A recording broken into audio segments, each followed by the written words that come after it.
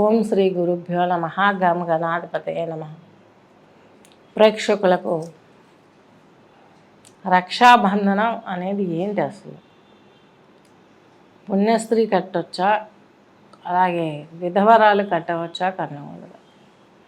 రక్షాబంధన్ ఎవరికి కట్టాలి, ఎవరికి కట్టకూడదు? ఈ రక్షాబంధన్ అనేది చాలా వరకు అందరూ కట్టవచ్చు. భర్తకు భార్య కూడా కట్టవచ్చు.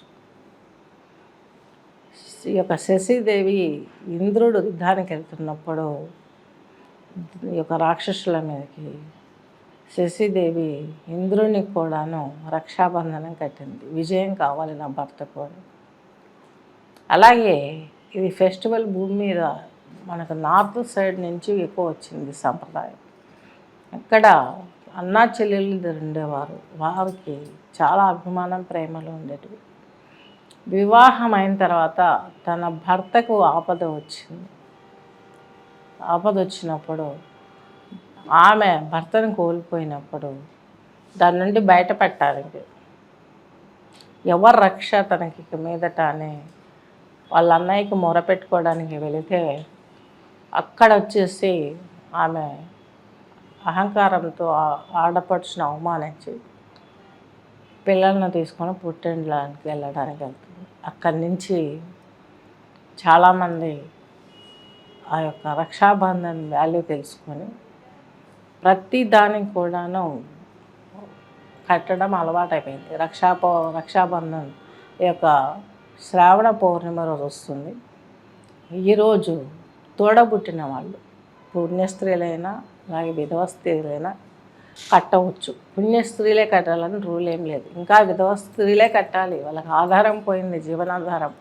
అన్నం పెట్టేవాడు భర్తే లేనప్పుడు సెకండ్ మనకు ఆధారం ఎవరు? తోడబుట్టిన వాళ్ళే. మన హైందవ సంస్కృతిలో ఆడదానికి పసుపు కుంకుమల ఆస్తులు ఇచ్చేవారే కానీ భాగాలు లేవు అప్పుడు. ఎందుకంటే తల్లి తర్వాత తల్లి అంతటి వాడు మేనమామ చూసేవాడు ఆలనా పాలన. అటువంటి సోదరునికి రక్షాబంధనం ఈ పుణ్యస్త్రీల కంటే ఎక్కువ విధవ స్త్రీలకే రక్షగా ఉంటుంది.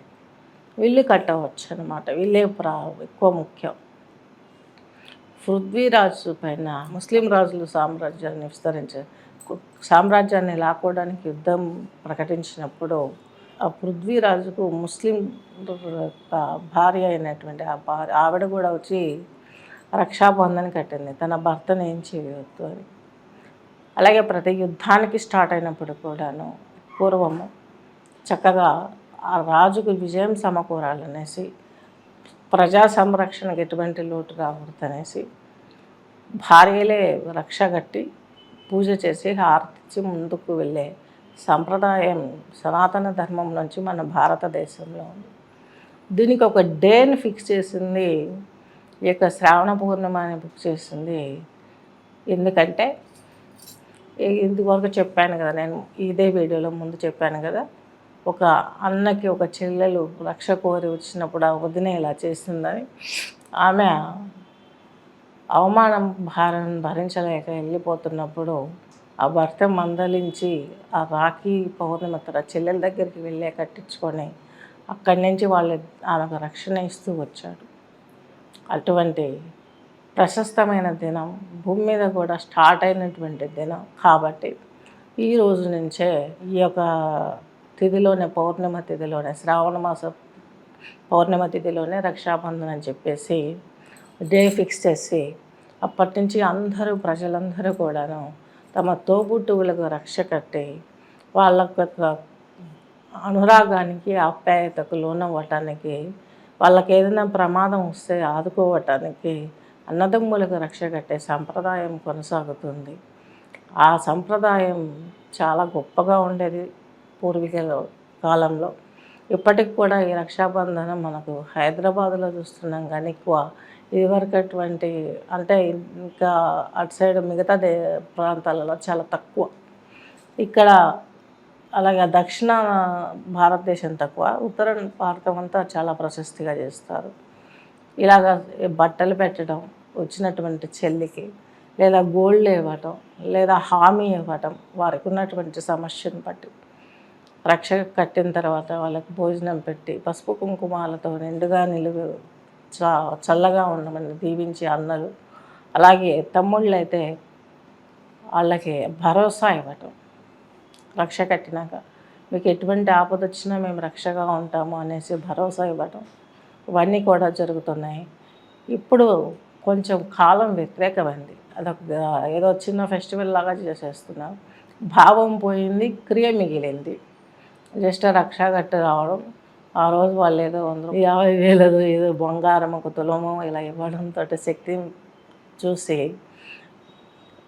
కట్టించుకోవడం ఆ రోజుకే రక్షాబంధనం, ఆ రోజుకే అన్నదమ్ముళ్ళు అక్క చెల్లెలు బాంధవ్యాలు గుర్తు చేసుకుంటున్నారు. లైఫ్ మొత్తం సపోర్ట్గా నిలబడట్లేదు. యాక్చువల్లీ దీన్ని అర్థం పరమార్థం లైఫ్ లాంగ్ సోదరికి తోడుగా నీడగా ఉండేవాళ్ళు. అలాగే ఇదివరకు మేనమామ కొడుకులను మేనత్త కూతుళ్ళను ఇలా చేసుకునే సంప్రదాయం కూడాను వాళ్ళకి ఇంకా ఫుల్ ప్రొటెక్షన్, ఆస్తి కలవటం కావచ్చు, ప్రేమానురాగాలు కావచ్చు, అన్ని విధాలుగా బాగుండాలి. ఎప్పుడైతే సైన్స్ పెరిగి వచ్చిందో మనకి జెనెటికల్ ప్రాబ్లమ్స్ వస్తాయి, చేసుకోకూడదని పెట్టారు. కానీ ఈ అతి తెలివితేటలు పిల్లల్లో కూడా మితిమీరిన అజ్ఞానం కాదు కానీ మితిమీరిన జ్ఞానం అది కూడా ఎక్కువనే. వీళ్ళు చాలా సూపర్ విమానాల్లాగా దూసుకుపోతున్నారు. పిల్లలు తల్లిదండ్రులను పట్టించుకోలేదు, స్వార్థం ధనం మీదనే ఏర్పడుతుంది. ఇవన్నీ కూడాను క్రియలు అనేటివి మనం అన్నీ వదిలిపెట్టబడ్డా వచ్చాయి. ఇప్పుడు ఇవన్నీ ఫెస్టివల్స్గా మిగిలిపోతున్నాయి. ఇది ఫెస్టివల్ కాదమ్మా, ఒక శాస్త్ర ప్రామాణికంగా చేసుకునేది. రక్షాబంధనం చక్కగా పసుపు దారం ఇప్పట్లాగా వేలల్లో పెట్టేది వేసేవాళ్ళు కాదు. అదేగా హంగామా చూయించుకోవడానికి అని పసుపు దారానికి తమలపాకు చుట్టి లేదా పసుపు కొమ్ము చుట్టి కట్టి కంకణంలాగా కట్టి ఆ నూలు పోగుతోనే కట్టించుకొని చెల్లికి అక్కతో రక్షగా ఉండేవాళ్ళు. ఇది ధర్మం అన్నమాట. తీపి పదార్థాలనే పెట్టేవాళ్ళు. అన్నయ్యకి తాంబూలం ఇచ్చి రక్ష కట్టి అన్నయ్య ఆశీర్వాదాన్ని తీసుకొని స్వీట్ తినిపించేవారు. ఇప్పుడు ఇది జరుగుతుంది. ఆ రోజు మళ్ళా ఈ స్వీట్ ఏమో టెంపరీ, పదచ్చేలో నాన్ వెజ్ ఇది నడుస్తుంది. ఇది సంప్రదాయం కాదు. దీన్ని ఆచరించి మీ యొక్క సోదరులతోటి సోదరీమణులతోటి ఇది వరకట్లాగా మన సనాతన భారతదేశంలో ఉన్నటువంటి గొప్ప క్రియను మీరు ముందుకు తీసుకెళ్ళగలరని ఆశిస్తూ స్వస్తి.